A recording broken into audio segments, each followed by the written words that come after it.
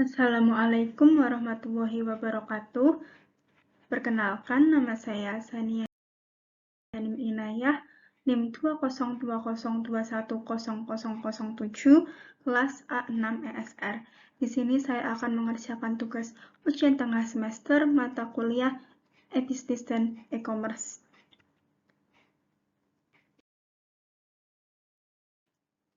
Kita pasti sudah sering mendengar istilah e-Business dan e-commerce. E-Business dan e-commerce ini sesungguhnya berbeda. Lalu apa perbedaan dari e-Business dan e-commerce? Yang pertama, yaitu e-Business memiliki jangkauan yang lebih luas daripada e-commerce, meliputi modal, sumber daya manusia, segala proses pemasaran barang dan jasa, hingga segala risiko yang muncul setelah pembelian barang maupun jasa. Sementara e-commerce ini hanya sebatas pada proses jual beli barang dan jasa melalui jaringan internet dalam wadah situs atau web. Lalu yang kedua, e-commerce menjalankan tugas sebagai media transaksi jual beli secara online saja, sedangkan e-business cenderung mengarah pada edukasi dan menjaga agar pelanggan ini lebih paham tentang manfaat dari sebuah barang maupun jasa yang didapat dari sebuah transaksi online. Lalu yang ketiga, e-commerce ini hanyalah satu bagian kecil dari e-business, sedangkan e-business adalah sebuah sistem yang lengkap yang terdiri dari banyak bagian penunjang operasional bisnis, terutama yang dijalankan melalui jaringan internet. Lalu yang keempat, e-commerce ini hanya memerlukan sistem pemasaran termasuk spesifikasi dan juga analisis dalam segi penjualan, tetapi e-business ini lebih kompleks yang menyasar setiap bagian dari hulu hingga hilir sebuah bisnis. Dan yang terakhir, e-commerce ini dapat dikatakan sebagai aktivitas menarik siapapun pelanggan, supplier, maupun mitra untuk membeli maupun menjual barang dan jasa secara online. Sedangkan e-business ini bergerak dari mulai perencanaan, proses produksi, manajemen risiko, pengembangan produk maupun jasa, hingga manajemen keuangan organisasi atau perusahaan. Lalu, apa contoh dari e-business dan e-commerce? Yang pertama, kita bahas e-business dulu. Yang pertama yaitu ada Amazon Marketplace dan retail online terbesar di dunia yang berhasil mendisrupsi industri yang telah mapan termasuk supermarket dan penerbitan. Lalu yang kedua yaitu ada Tokopedia, Bukalapak, Shopee, Blibli, Lazada, dan marketplace lain yang menjadi tempat bertemunya antara penjual dan pembeli secara online. Lalu yang ketiga ada Gojek dan Grab. Pada awalnya ini perusahaan hanya menawarkan layanan transportasi online hingga memperluas layanannya antara lain ke pengantaran barang, pesan antar makanan dan dompet elektronik. Lalu ada Traveloka, tiket, Pegi-Pegi, dan penyedia layanan tiket transportasi serta pemesanan akomodasi lain lewat aplikasi. Lalu ada Bibit, Bareksa, Stockbit, dan aplikasi saham lain yang memudahkan investor dan pedagang saham untuk bertransaksi dan berinvestasi via online. Lalu selanjutnya contoh e-commerce. Yang pertama yaitu business to business, contohnya adalah Electronic City, Ralali, Emis. Lalu yang kedua business to consumer, contohnya tuh Shopee, Lazada, Blibli. Yang ketiga yaitu consumer to consumer, contohnya yaitu Tokopedia, OLX, Carousel. Lalu consumer to business, contohnya freelancer, Upwork, e-stock. Lalu yang kelima yaitu business to public administration, contohnya Kyulu, Axela, e-katalog, LKPP. Lalu yang terakhir consumer to public administration, contohnya yaitu Tokopedia, Bukalapak.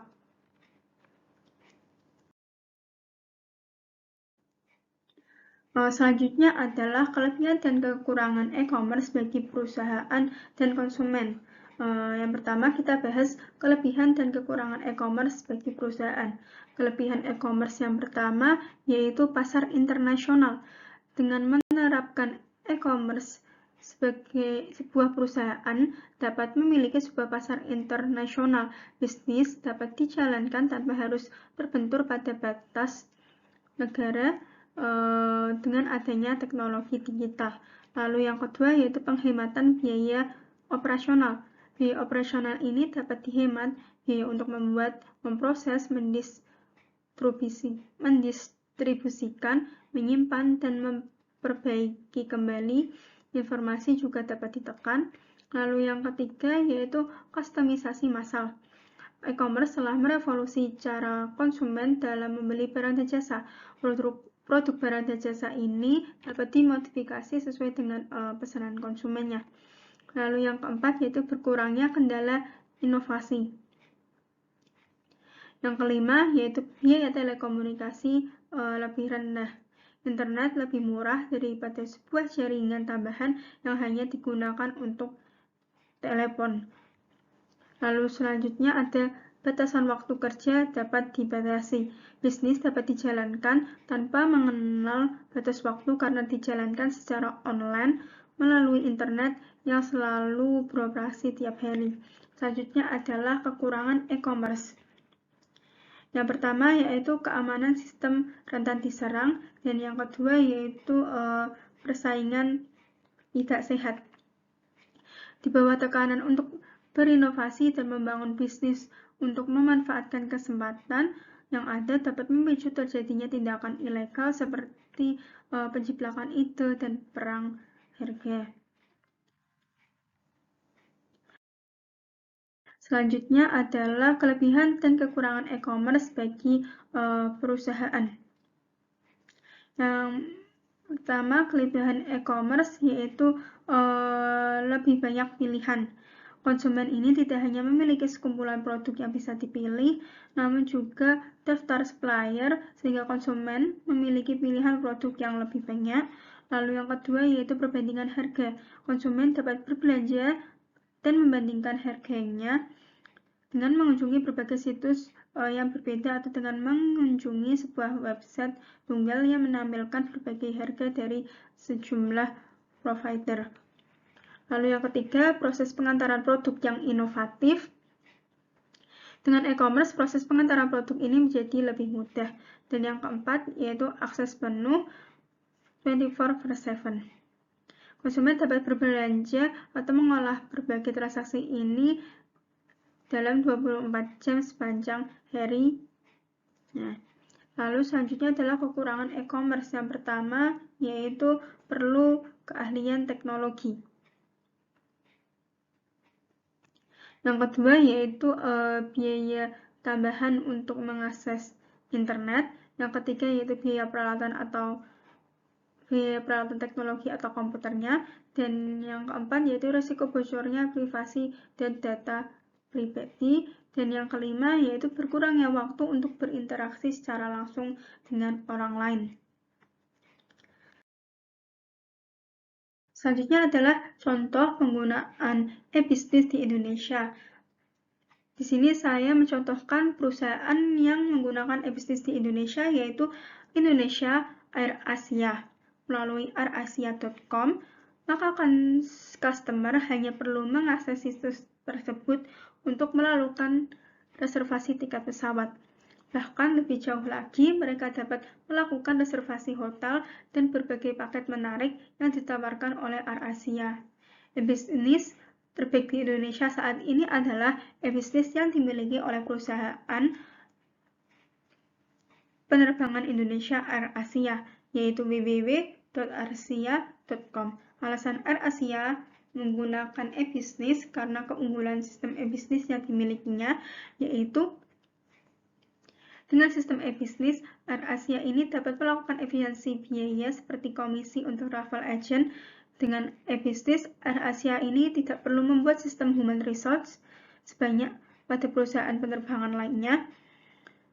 E-bisnis yang diterapkan AirAsia termasuk dalam business to consumer, di mana aplikasi ini ditujukan agar consumer dapat langsung berhubungan dengan pihak perusahaan tanpa harus melalui perantara seperti sistem reservasi konvensional. Penerapan e-bisnis pada AirAsia ini memberikan keuntungan baik untuk pihak perusahaan maupun bagi pihak customer.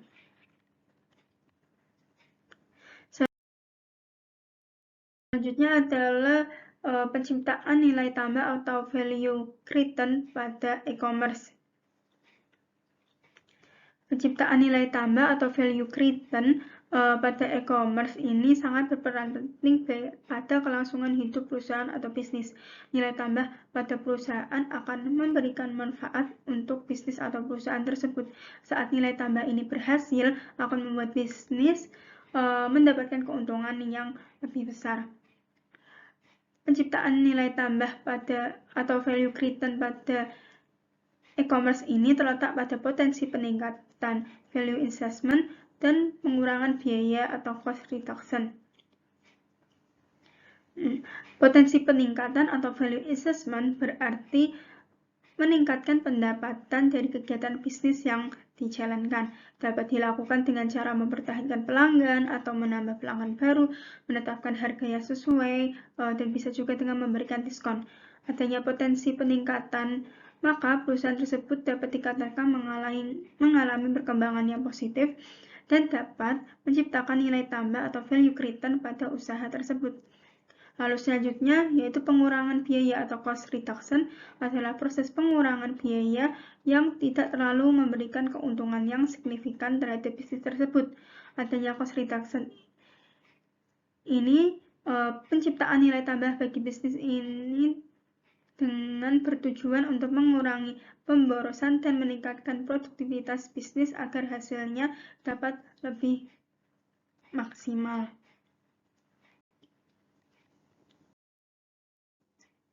Selanjutnya adalah Tokopedia dan Goto. Saat ini Tokopedia merupakan platform belanja online yang diminati masyarakat Indonesia. Dan juga adanya proyeksi perkembangan Tokopedia yang mana jika kita melihat kerugian Goto itu mencapai 40,4 triliun pada tahun 2022. Tokopedia adalah platform belanja online terbesar di Indonesia dan perusahaan teknologi pertama di Asia Tenggara yang dikenal dengan warna hijau dengan simbol burung hantu khasnya. Tokopedia berada dalam posisi pertama sebagai platform e-commerce yang diminati masyarakat di mana setiap bulannya dikunjungi 132,8 juta kali. Tokopedia ini menjadi pilihan utama karena menyediakan kategori khusus toko UMKM pilihan pada e-commerce tersebut dan banyak mempromosikan produk lokal di berbagai program promosinya. Tokopedia adalah salah satu marketplace terpercaya. Pada tahun 2021 ini, Unicorn e-commerce ini bekerja sama dengan Gojek, kemudian bergabung dengan Goto, nama gabungan dari Gojek dan Tokopedia. Dan bisa juga dikatakan bahwa Goto ini berarti gotong royong. Pasca merger, perusahaan ini melantai sahamnya di bursa saham IPO pada April 2021. PT Goto, Gojek Tokopedia ini mengumumkan kinerja indikatif tahunan dan kuartal keempat tahun 2022.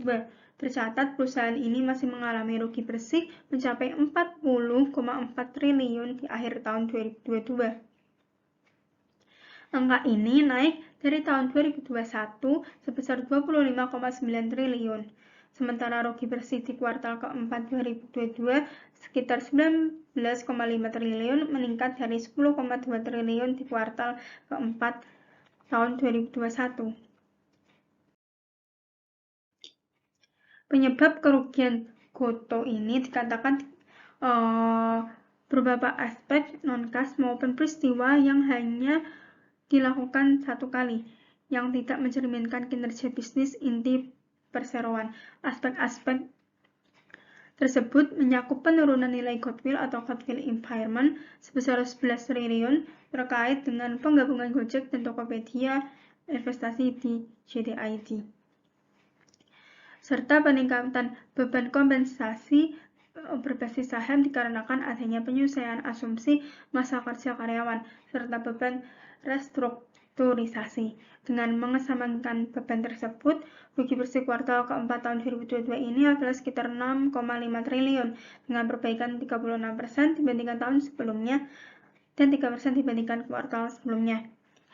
Dari pelaksanaan IPO, Goto ini menargetkan bisa menghimpun dana 17,9 triliun, di mana harga IPO berada di kisaran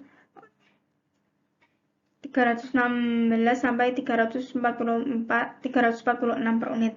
Dengan rentang harga tersebut, apakah IPO Gotoh ini menarik dan diminati oleh para investor? Terlebih lagi, bila melihat laporan keuangan Gotoh, terdapat akumulasi rugi bersih dan rugi tahun berjalan cukup besar. Dapat dikatakan bahwa IPO Gotoh ini adalah peluang yang baik bagi para investor, namun mereka menyarankan agar berinvestasi untuk jangka menengah dan jangka panjang agar bisa optimal.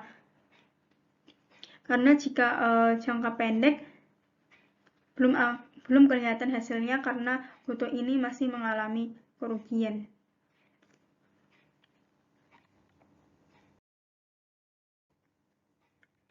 Demikian penjelasan dari saya mengenai tugas ujian tengah semester. Apabila ada kesalahan kata maupun perbuatan, saya mohon maaf. Wassalamualaikum warahmatullahi wabarakatuh.